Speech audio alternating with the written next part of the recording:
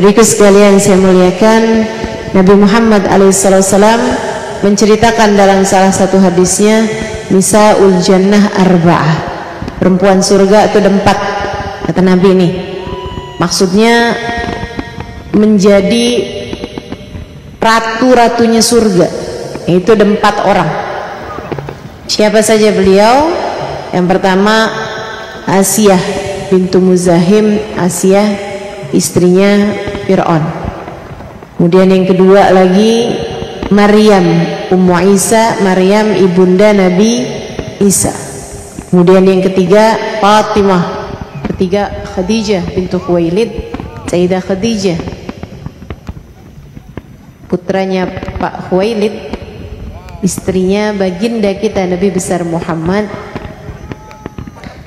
Dan yang keempat Fatimah bintu Muhammad, Sayyidah Fatimah putrinya baginda kita Nabi besar Muhammad sallallahu alaihi wasallam. Nah, keempat wanita ini Nabi Muhammad menyebutkannya sebagai Nisa'ul Jannah, wanita-wanita surga. Beliau-beliau ini pemimpin wanita surga yang bisa kita ikuti jalannya, sehingga mudah-mudahan kalau kita ikuti jalan-jalan mereka, insya Allah kita pun juga akan jadi wanita yang juga akan masuk ke dalam surga, sehingga menjadi wanita yang dirindukan surga, insya Allah. Amin ya Rabbal Alamin. Apa aja nih yang bisa kita ikutin dari keempat wanita ini? Nomor 1 paling utama, kesabaran. Asiyah, wanita yang luar biasa sabarnya menghadapi suaminya. Sayyidah Maryam, wanita yang luar biasa sabarnya menghadapi ujian-ujian dalam kehidupan, fitnahan-fitnahan orang. Nah, ini perlu nih zaman sekarang, apalagi di era yang bukan hanya nyata tapi juga dunia maya. Komentar-komentar netizen enggak kalah pedes dari ucapannya tetangga yang julid. Luar biasa, perlu banyak kesabaran. Difitnah enggak tanggung-tanggung.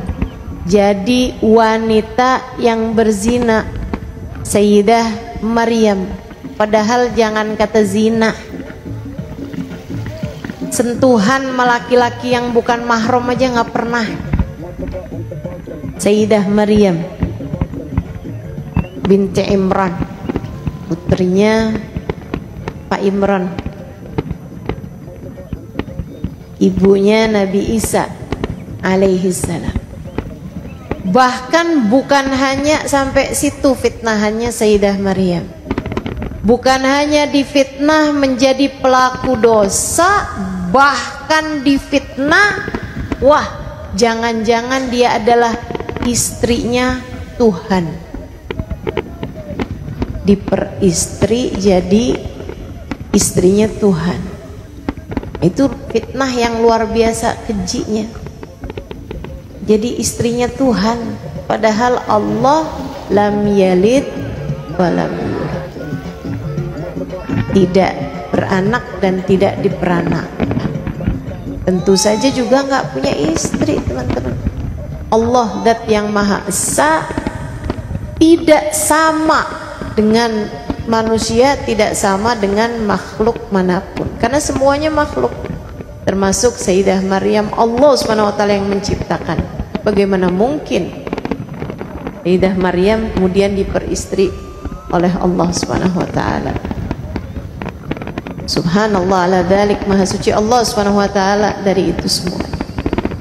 Sayyidah Maryam, kita belajar tentang kesabaran. Sayyidah Khadijah bintu Khuwailid, Masya Allah bu, sabarnya luar biasa. Ngadepin apaan Sayyidah Khadijah sabar? Bukannya Sayyidah Khadijah kaya raya Ustazah, bukannya Sayyidah Khadijah jadi istri Nabi Ustazah, bukannya Sayyidah Khadijah jadi ibu dari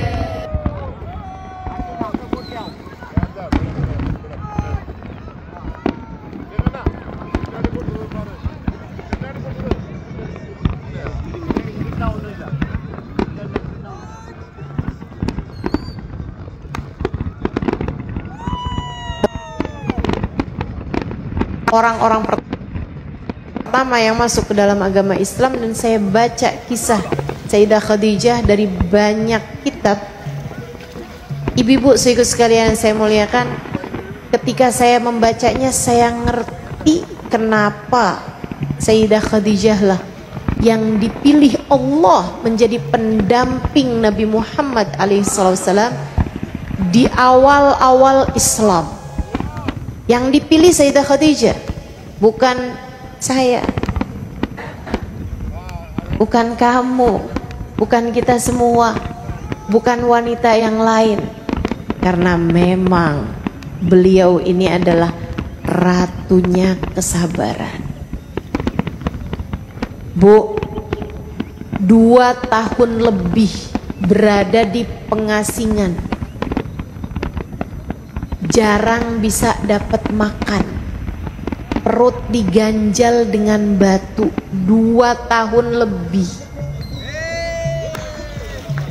Sayyidah Khadijah cerita, kuntu amshi amyalan, saya harus berjalan bermil-mil, berkilo-kilometer untuk mencari daun-daunan hijau, sekedar pengganjal lapar yang sudah tak tertahankan. Luar biasa. Dan beliau, Bu, berasal dari perempuan yang sangat kaya raya, berasal dari perempuan yang punya banyak pelayan-pelayan, sampai harus berjalan bermil-mil jauhnya, nyari makan, nyari nafkah, jualan. Bukan, ibu-ibu sekalian, bukan jualan pisang goreng, bukan, nyari daun-daunan hijau buat mengganjal lapar. Bukan saya kelasnya, bukan kamu kelasnya. Ini adalah kelasnya Khadijah bintu Khuwailid. Sampai ada satu perbincangan yang luar biasa indahnya antara Nabi sama Sayyidah Khadijah. Di saat-saat Sayyidah Khadijah itu udah tinggal, mohon maaf, tulang berbalut kulit di pengasingan. Nabi juga kurus, tapi Sayyidah Khadijah tuh kok dapat makanan, Bu, diduluin Nabi Muhammad, makanlah wahai Rasulullah. Padahal orang ngasihnya ke Sayyidah Khadijah karena Sayyidah Khadijah itu di saat beliau kaya, dermawannya luar biasa. Jadi di saat beliau diasingkan di sebuah rumah kecil yang gak layak disebut rumah, diasingkan oleh orang-orang kaum kafir Quraisy, ditaruh di sana sama Nabi Muhammad alaihissalam. Rumah satu, gak ada apa-apa, Bu.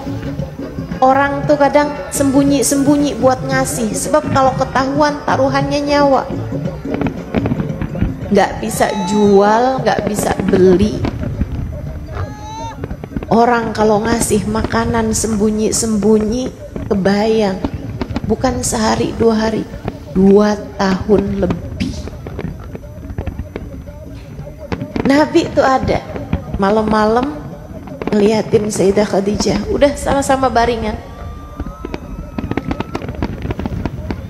Terus Nabi duduk dipandangin Sayyidah Khadijah, terus bilang begini, ya Khadijah, inni astahi minki. Khadijah, saya malu banget sama kamu. Sayyidah Khadijah buka mata, duduk, nanyain, kenapa engkau merasa begitu wahai Rasulullah? Nabi Muhammad bilang, saya ingat Khadijah, saya nikah sama kamu, kamu perempuan yang kaya raya.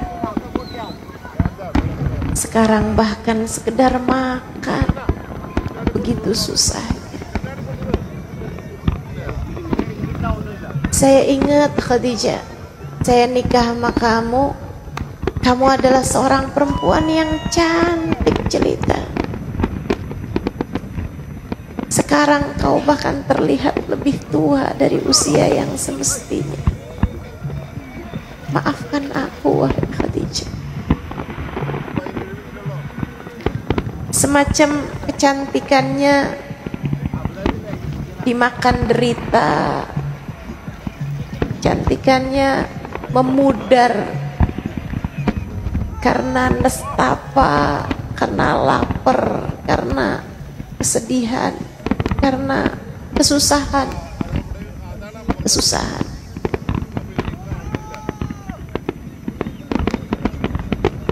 Aku ingat, wahai Khadijah, saya menikah denganmu sedangkan kamu adalah perempuan yang begitu mulia. Kamu dimuliakan oleh kaummu.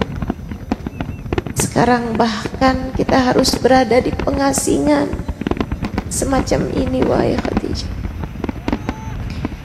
Sayyidah Khadijah tersenyum kemudian berkata kepada suaminya, jangan pernah merasa begitu, wahai Rasulullah.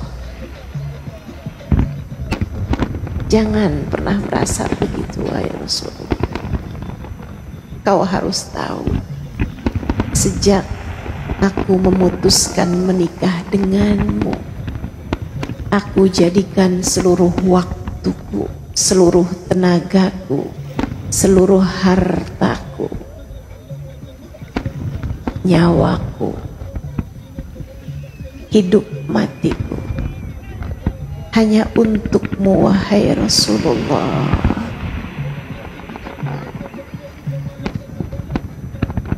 Wanita yang begini gimana nggak dirindukan surga?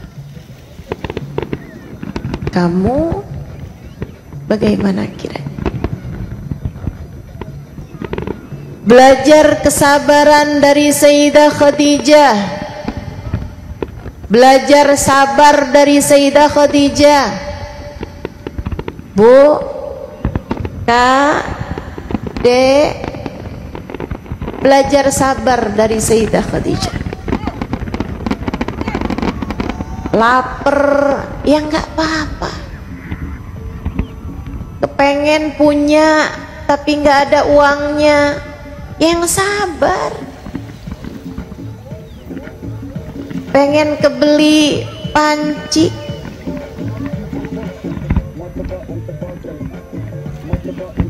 tapi uangnya belum cukup,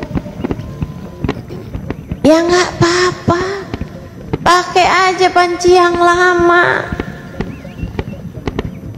Pengen beli horden yang baru, tapi duitnya belum ada, bahkan belum ada hordennya, ya nggak apa-apa Bu, tutupin pakai sarung, nggak apa-apa. Hidup susah-susah dikit tuh nggak apa-apa Bu, nggak apa-apa, nggak apa-apa. Toh kamu belum sampai harus mengganjal perut dengan batu, menahan lapar, bukan? Kamu tidak harus sampai berjalan berkilo-kilometer buat nyari sekedar sesuatu mengganjal perut, bukan? Kamu nggak pernah sampai ke situ. Saya yakin kita nggak pernah diuji Allah sampai sebegitunya.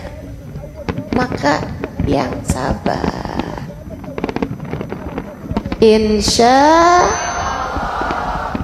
Ingetin ucapan saya, untukmu yang merasa hidup tidak bersahabat, untukmu yang kesulitan ekonomi, untukmu boro-boro dah pergi haji, di Indomaret aja bolak-balik batal.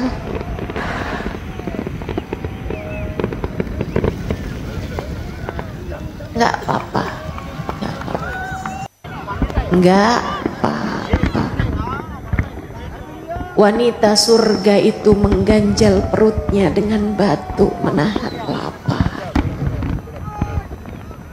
Wanita surga itu sampai harus menjadi tulang berbalut kulit karena 2,5 tahun berada dalam pengasingan, tapi ia masih bisa tersenyum bahagia.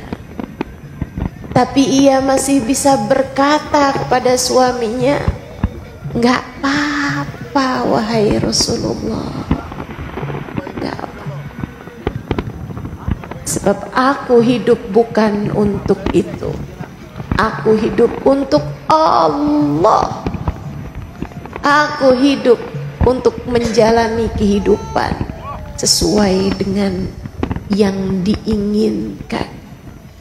Tak mengapa susah di dunia, jika itu membawamu kepada bahagia kelak di akhirat. Insya nggak apa-apa. Dikasih sakit-sakit sedikit nggak apa-apa, nggak apa-apa. Berakit-rakit ke hulu, berenang-renang ke tepian. Bersakit-sakit dahulu, bersenang-senang di akhirat kelak insya Allah. Gitu. Itu cara jalanin hidup yang sabar. Sayyidah Asiyah sabar ngadepin suaminya. Ibu-ibu saudaraku sekalian saya muliakan, suaminya bukan cuman sombong, suaminya bukan cuman arogan, suaminya bukan cuman kamu ajakin dia ngomong tapi dia sibuk mainan HP. Betul Bu? Suaminya bukan sekedar begitu, akan tetapi suaminya ngaku dirinya jadi Tuhan. Dan Bu, itu benar-benar dipraktekkan. Asiyah tuh disuruh sama suaminya kalau jalan ngadep suaminya, jalan pakai lutut. Kebayang nggak gimana ngadepin suami yang ngerasa dirinya jadi Tuhan? Kayak apa rasanya coba jadi istrinya? Masya Allah. Tapi Asiyah sabar dalam kehidupan. Asiyah tetap ibadah kepada Allah Subhanahu wa ta'ala. Asiyah tetap hatinya buat Allah, hidupnya buat Allah. Ngadepin kejahatan, dia tetap serahkan dirinya kepada Allah. Itu caranya jalanin kehidupan. Jangan baru dibentak suami dikit aja, statusnya udah kayak jadi orang paling merana sejaga karsa.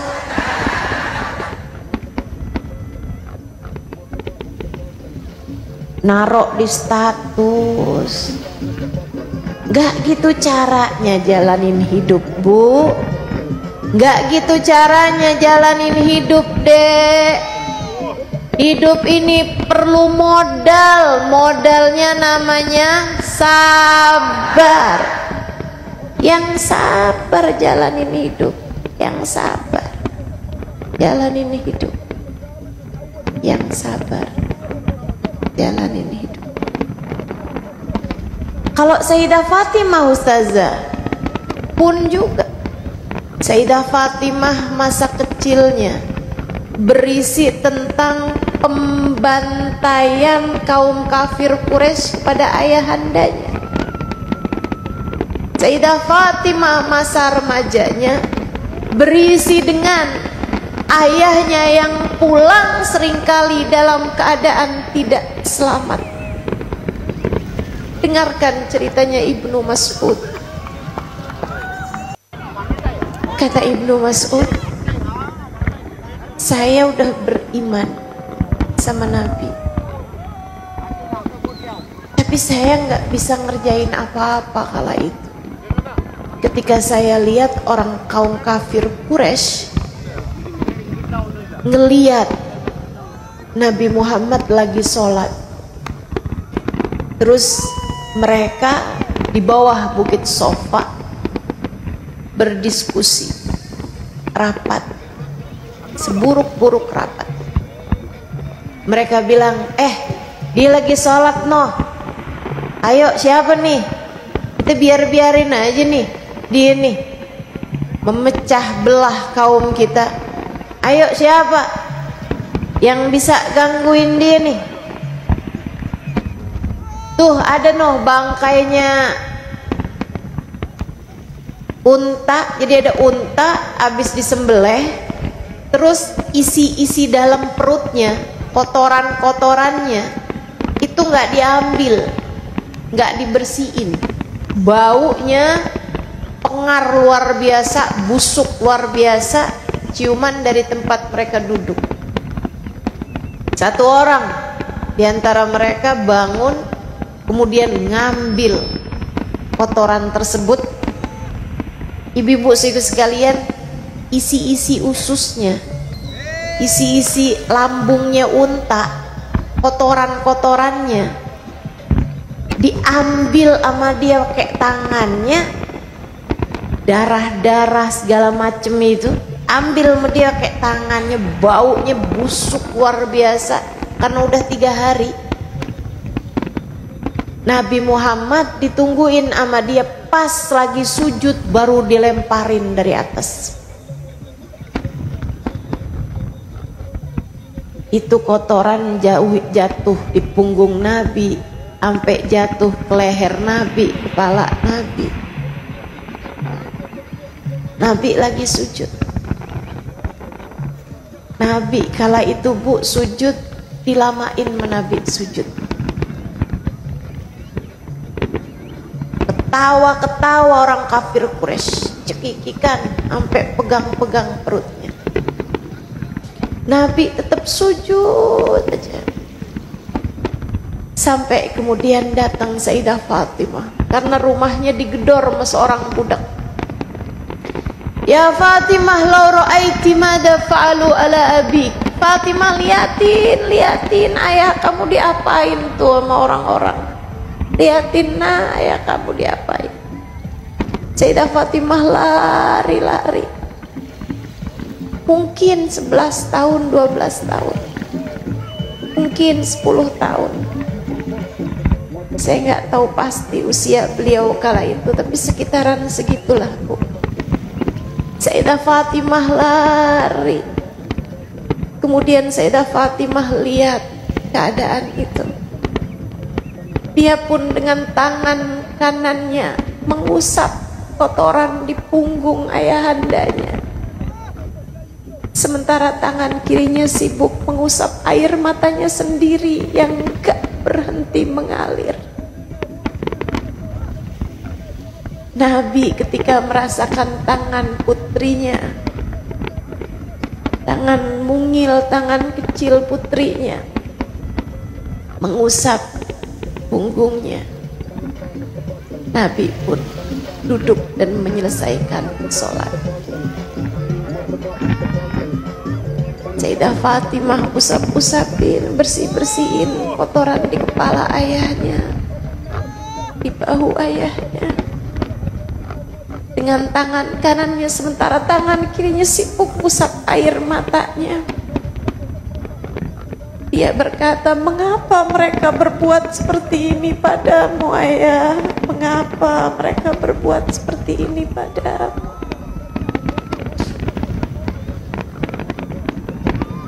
Nabi Muhammad kemudian mengusap air mata di tangan putrinya seraya berkata, gak apa-apa nak, gak apa-apa. Kelak kamu akan melihat kenabian ayahmu mencapai Romawi dan Persia, 2 negara paling besar kala itu.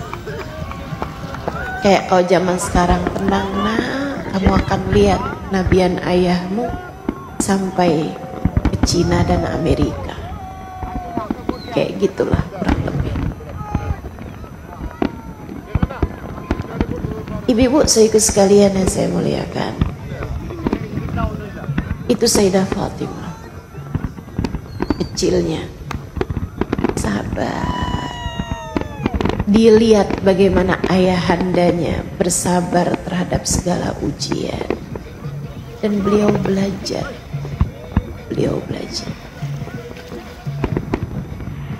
Sayyidah Fatimah di masa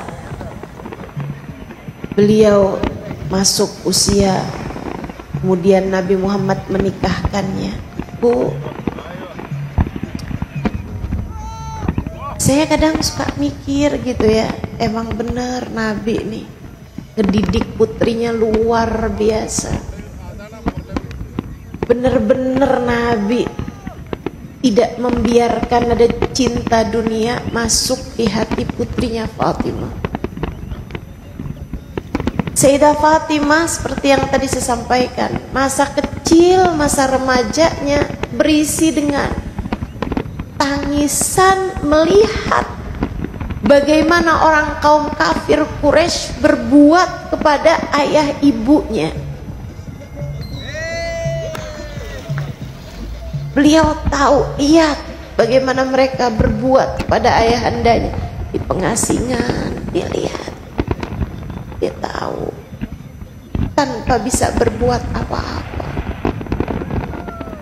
Sampai kemudian di masa Madinah, putrinya ini cantik jelita. Kata Sayyidah Aisyah, ma ra'aitu ahadan asbah bi Rasulillah sallallahu alaihi wasallam. Saya nggak pernah ngelihat orang lebih mirip sama Nabi Muhammad.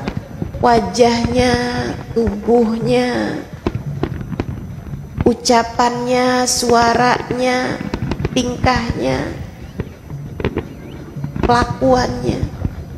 Nggak pernah saya lihat orang lebih mirip sama Nabi Muhammad daripada putrinya Fatimah bintu Muhammad. Cakep lahir batin.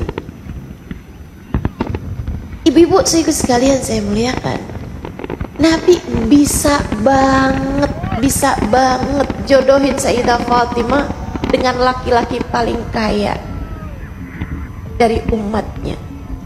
Bisa banget jodohin Sayyidah Fatimah dengan laki-laki yang hidupnya paling mapan di antara sahabatnya. Nabi, Bu, malah jodohin Sayyidah Fatimah sama laki-laki yang gak punya apa-apa.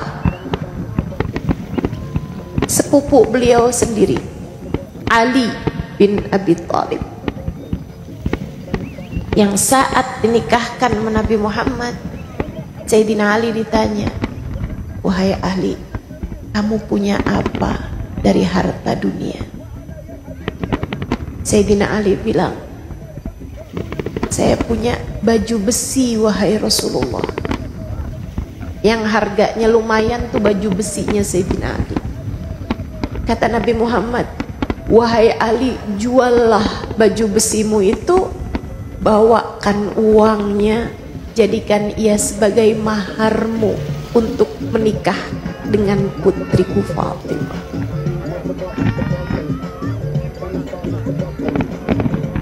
Nabi jodohin Sayyidah Fatimah sama laki-laki paling miskin dari para sahabatnya. Sampai-sampai Sayyidah Fatimah itu, ibu-ibu sekalian, itu buat makan hari itu nungguin Sayyidina Ali kerja dulu. Kerja hari itu buat makan hari itu. Siapa di antara kita yang kayak begitu? Gak ada, saya rasa. Seenggaknya masih punya buat besok, betul?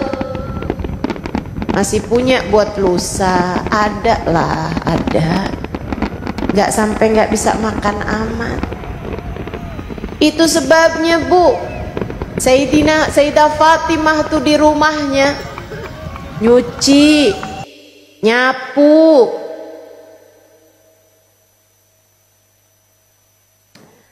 numbuk gandum. Ibu, mereka itu makannya roti, tapi Bu, Dari gandum, ibu kebayang, dari gandum harus dibikin jadi roti. Beliau numbuk tuh gandum sampai halus. Habis itu diadonin sama beliau, dipukul-pukul tuh adonan. Habis itu kemudian dipanggang sama beliau, Bu. Ibu-ibu saya sekalian, jadi kamu kalau bayangin putri Nabi kayak putri-putri zaman sekarang yang halus kulitnya, yang mulus tangannya, nggak pernah kena panasnya penggorengan, nggak pernah kecipratan minyak panas. Bu ya, kamu keliru. Tangannya Sayyidah Fatimah itu, Bu, sampai kapalan, kata orang Jawa. Tahu kapalan? Keras banget, nggak ada lembut-lembutnya. Tangannya Sayyidah Fatimah itu, ibu-ibu sekalian, banyak kayak garis-garis hitam karena kena panas ketika beliau memanggang rotinya tersebut, memasak. Itu Sayyidah Fatimah.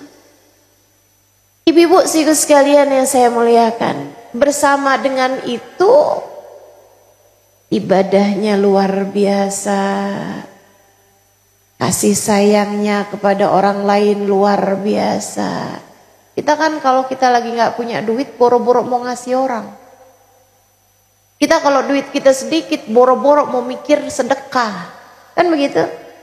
Sayyidah Fatimah nggak gitu, nggak gitu. Semiskin-miskin apapun, sesedikit apapun, beliau pasti berbagi kepada orang lain. Malamnya isinya doa, tahajud, doa. Ya Allah, kasihani fulan bin fulan, rahmati fulan bin fulan. Ya Allah, fulanah bintu fulan, ya Allah, sayangin dia ya Allah. Jangan susahkan hidupnya ya Allah. Padahal hidup Sayyidah Fatimah susah. Kata putranya Sayyidina Hasan, aku belajar banyak dari ibuku. Pernah satu malam aku terbangun di waktu malam. Aku cari ibuku. Beliau di atas jadahnya tengah berdoa. Dilihatnya aku, kemudian dipanggilnya. Sini nak, kebangun ya, sini nak, sini nak. Aku pun tidur di pangkuan ibuku, membaringkan kepalaku di pangkuannya. Kemudian ibuku mulai mengangkat tangannya berdoa. Beliau mendoakan orang. Tanpa sekalipun menyebut namanya sendiri dalam doanya.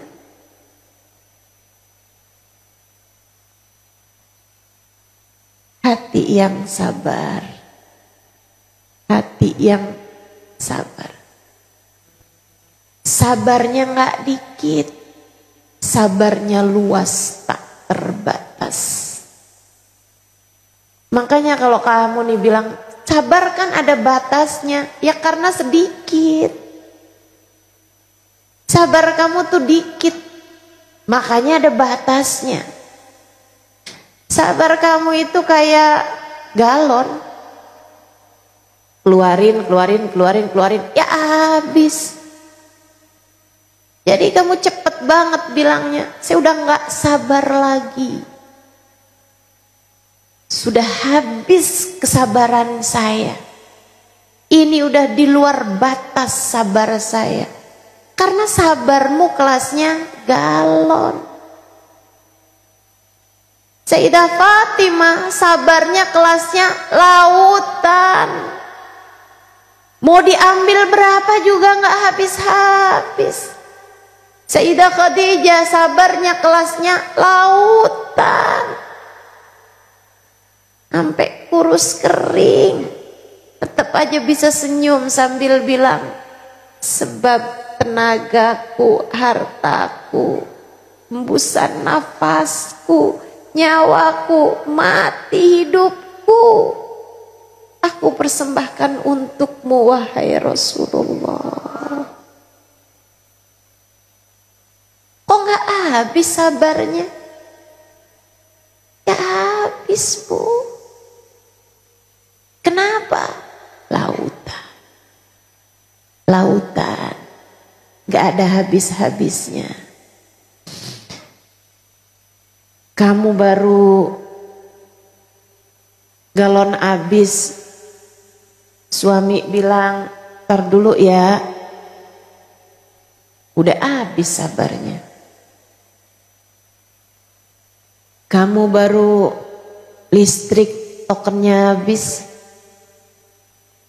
udah paniknya. Suami kamu marahin, sampai jadi kayak budak kamu, jadi kayak pembantu. Hati-hati, kunci surgamu ada di tangannya. Hati-hati, hati-hati. Sama suami yang bener, Bu, sama suami yang sabar, Bu, insya yang banyak minta maafnya. Iya. Ayolah. Pengen jadi wanita surga, yang nomor satu intinya adalah sabar.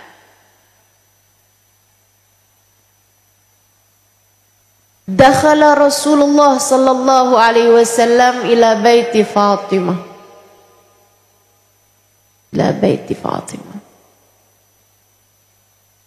Nabi Muhammad masuk ke rumah putrinya Fatimah. Fawajadaha naimatan 'alal ardh. Nabi mendapati Sayyidah Fatimah tidur meringkuk di lantai. Nabi mendekatinya, kemudian bertanya, "Amaridti ya Fatimah, kamu sakit, Nak?" Sayyidah Fatimah menjawab, "La ya Rasulullah, bal ana ja'iah." "Enggak wahai Rasul, saya enggak sakit, saya hanya lapar."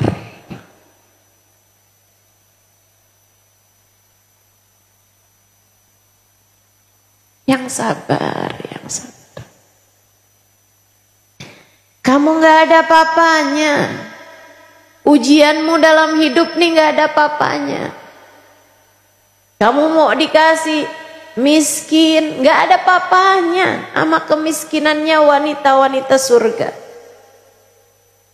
Kamu pengen jadi wanita yang dirindukan surga, belajar yang sabar. Sabar. Ujianmu tuh apa sih? Gak ada papanya, saya bilang. Dikasih sakit, kayak apa sakitnya? Gak ada papanya. Sama sakitnya wanita-wanita surga. Difitnah, dibenci orang, dibully orang, gak ada papanya. Sama apa yang diterima wanita-wanita surga. Karenanya jalanin hidup dengan segala kesusahan-kesusahannya, dengan segala ujian-ujiannya, yang sabar. Insya Allah. Yuk, belajar lagi. Yuk, sabarnya digedein. Gimana sih Ustazah? Nih kalau denger kayak gini mah, Ustazah.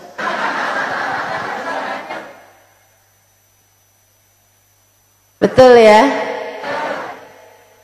Denger gini mah, gitu pokoknya. Sabar, sabar, sabar, sabar. Begitu nyampe rumah, lihat suami baringan di sofa,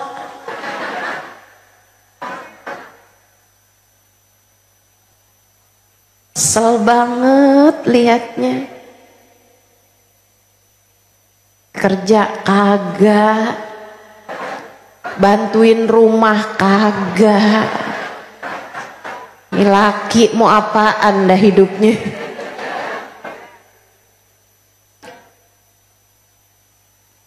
Suami modelan apa sih kamu? Suami cap apa nih kamu nih? Lupa semua dah. Pelajarannya lupa semua, betul? Latihan. Diingetin.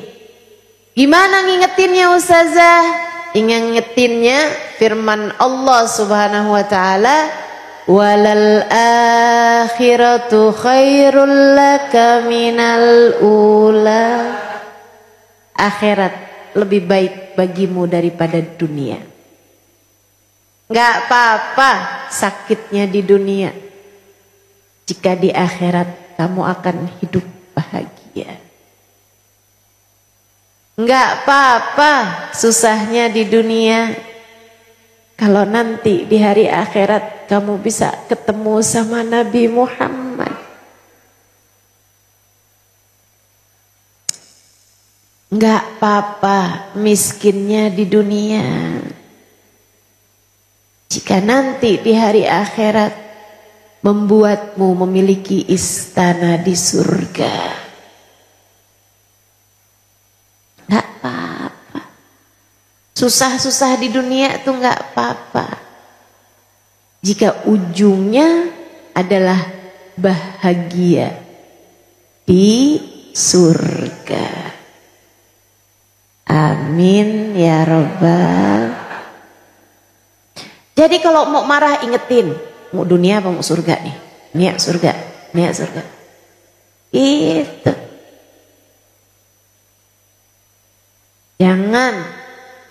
Jangan sampai kamu bikin keputusan-keputusan di dunia, kesenangan-kesenangan di dunia kamu pilih bikin kamu sengsara kelak di akhirat nanti. Begitu jelas? Insya Allah. Saudaraku sekalian saya muliakan, suami kurang-kurang nih, kurang perhatiannya, kurang duitnya. Tahu-tahu di WA-in sama mantan zaman SMA.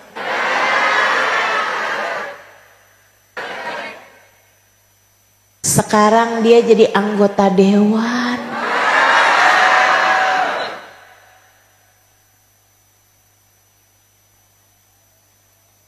Ngobrol di WhatsApp, tahu-taunya kita tahu bahwa dia sekarang lagi menduda.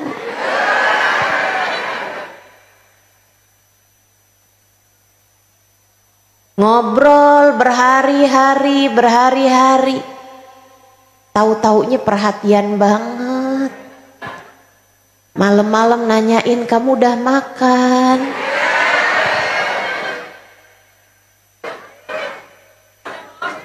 Kamu liatin nih suami di samping, ih boro-boro nanyain saya udah makan ke belum. Yang ada dinyuruh aja saya bikinin ini, bikinin itu. Bu, walal akhiratu khairul laka minal. Pilih mau seneng dunia apa mau seneng akhirat.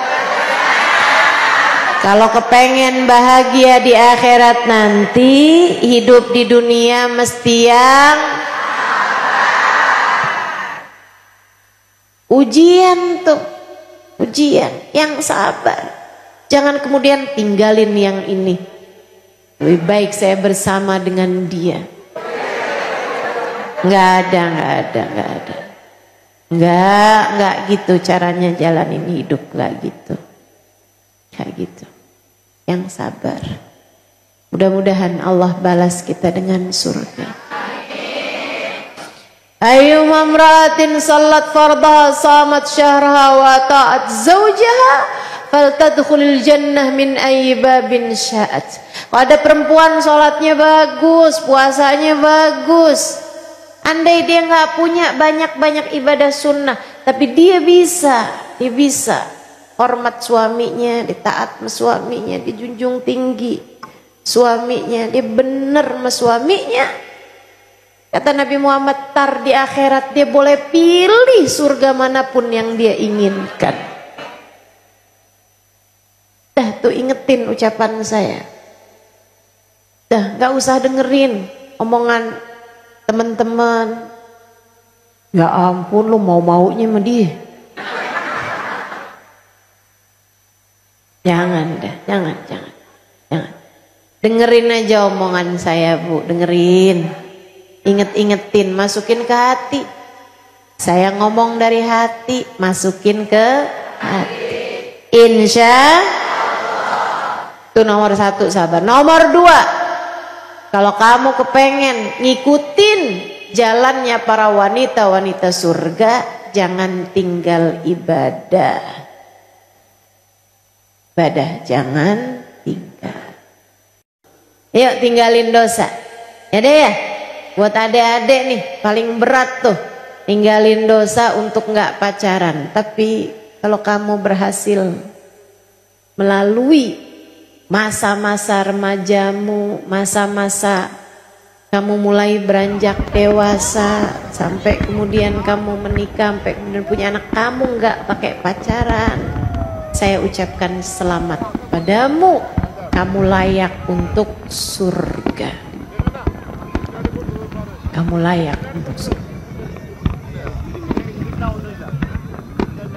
Katanya Sayyidah Maryam, bagaimana saya bisa hamil? Bagaimana saya bisa punya anak? Jika bahkan lam yamsasni bashar, saya tidak pernah bersentuhan dengan laki-laki manapun. Keren.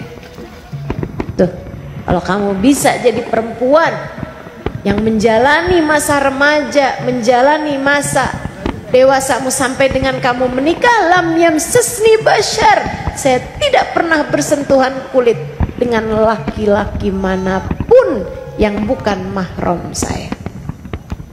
Masya Allah, kamu layak untuk surga. Tinggalin dosa-dosa. Dan saya harus sampaikan juga nih kepada ibu-ibu, karena saya sedih banget dengarnya. Saya sedih banget. Indonesia ini, Bu, judi online-nya tertinggi seluruh dunia. Kenapa mereka bisa terjebak pada judi online? Karena mereka asalnya terjebak pada pinjaman online, pinjol. Asalnya pinjol, kagak bisa bayar, akhirnya mikir biar cepet bisa kebayar, akhirnya jadi judi, main slot. Kenapa bisa jadi banyak kayak begitu tuh, bahkan terbanyak, tertinggi di seluruh dunia? Karena ternyata ada banyak yang main judi online tersebut perempuan-perempuan, emak-emak. Karenanya saya harus sampaikan padamu, Bu, jangan sampai kamu terjerat kepada dosa besar judi. Jangan sampai juga kamu terjerat kepada dosa besar riba. Riba, pinjaman yang berbunga. Ibu jangan tertarik buat pinjam yang berbunga. Kenapa gitu? Sebab Nabi Muhammad bilang, la'anallah akilur riba wa mukila wa katibah wa syahidah. Allah subhanahu wa ta'ala melaknat Orang yang meribakan uangnya, merentenkan uangnya, membungakan uangnya, yang ngasih pinjaman, itu Allah Subhanahu wa taala melaknat. Yang bikin aplikasi judi online, itu Allah Subhanahu wa taala melaknat. Yang perusahaan yang punya itu dilaknat Allah Subhanahu wa taala. Wa mukilah, yang pada pinjaman berbunga, itu juga Allah Subhanahu wa taala melaknat. Allah melaknat yang makan uang riba, Allah melaknat yang memberi makan uang riba. Yang ngasih pinjaman sama yang minjem sama-sama dilaknat. Bahkan wakatibah, yang jadi adminnya, yang bagian nulisnya dilaknat Allah Subhanahu wa taala. Wasyahidah, bahkan yang jadi saksinya. Nih ada teman kamu nih, dia bilang saya punya duit nih, gimana ya, mau pinjem susah banget, pinjem online aja kali ya, utang nih, pinjem online nih, HP di tangan kan. Terus kamu bilang iya dah. Kamu sekedar begitu, kamu sekedar tahu tapi tidak menghalangi temanmu, menghalangi keluargamu untuk melakukan hal tersebut, kamu dilaknat Allah Subhanahu wa taala. Betapa besarnya laknat. Apa sih laknat? Dijauhkan dari rahmatnya Allah. Artinya dijauhkan dari surga. Pengen jadi perempuan yang dirindukan surga, jangan main-main. Jangan main-main sama urusan riba. Jangan main-main sama urusan bunga. Mau bunganya 0, sekian persen aja jangan, Bu. Apalagi kalau bunganya sampai dengan 5%, 10%, jangan. Saya sampaikan padamu, jangan. Bahkan ibu-ibu sekalian, saya baca di Quran, dari depan sampai belakangnya Allah tuh ngasih ancaman perang cuman buat 2 orang. Yang pertama yang ngebunuh Nabi, emang pantes banget kan diancam diperangin sama Allah. Allah utus Nabi malah dia bunuh, ya diperangin lah sama Allah hidupnya. Ibu-ibu sekalian, yang kedua yang diancam Allah, kamu kalau nggak berhenti aku perangin loh. Apa tuh? Yang ngerjain riba. Allah, kamu kalau nggak berhenti, fa illam tantahu fa'danu biharbin minallahi ta'ala. Biharbin minallahi. Kata Allah, kalau kamu nggak mau berhenti juga, maka aku mengumandangkan perang denganmu. Serem banget. Makanya Bu, orang kalau utang riba kayak begitu tuh, apalagi kalau merentenkan uangnya, meribakan uangnya, Bu, kagak akan enak hidupnya. Ya gimana mau enak hidupnya orang yang udah diperangin sama Allah. Kamu tiap kali mau utang riba, kamu bilang ya Allah diperangin ya sama Allah, perangin sama Allah. Tetap pilih aja yang sabar, jalanin hidup, nggak apa-apa. Sering saya sampaikan padamu, rezeki itu sekecil apapun cukup untuk membiayai hidupmu, namun sebesar apapun rezekimu nggak akan cukup untuk membiayai gaya hidup. Karenanya kalau kepengen hidup dalam keadaan tenang, damai, apalagi berharap di akhirat nanti masuk surga, hidup jangan banyak gaya. Jelas? Nggak apa-apa kok nggak punya seragam yang dipunyain orang. Nggak apa-apa kok nggak kebeli tas kayak yang dipunyain temen kamu. Nggak apa-apa. Yang penting jangan punya utang. Enak hidup kamu, tenang hidup kamu. Jelas? Tinggalin dosa. Tuh 3. Yang terakhir, kalau kamu kepengen jadi wanita yang dirindukan surga, belajar dari 4 orang yang telah disebutkan oleh Nabi Muhammad sebagai ahli-ahli surga. Hatimu yang bersih, jangan biarkan hatimu punya kebencian terhadap siapapun. Itu modal. Kata guru saya, al-madar kullal madar fi salahil gulub. Urusan segala urusan, urusan paling penting dalam hidup adalah bersihnya hati. Kalau kamu punya hati yang bersih, enak udah. Enak udah. Hati yang bersih, hati yang gak punya kebencian terhadap siapapun. Hati yang bersih, hati yang selalu terima sama keputusan Allah Subhanahu wa ta'ala. Hati yang bersih, hati yang gak punya dendam, hati yang gak punya iri dengki sama siapapun. Hati yang bersih, hati yang gak punya kesombongan, tidak merasa diri lebih baik daripada siapa. Mudah-mudahan Allah karuniakan semua hal-hal ini insya Allah. Apa aja tadi? 1, 2, ibadah. 3, tinggalin dosa. 4, bersihnya hati. 4 hal itu kalau kamu punya, kamu layak untuk jadi wanita yang kelak membersamai wanita-wanita yang telah disebutkan Nabi Muhammad sebagai wanita-wanita surga. Insya Allah.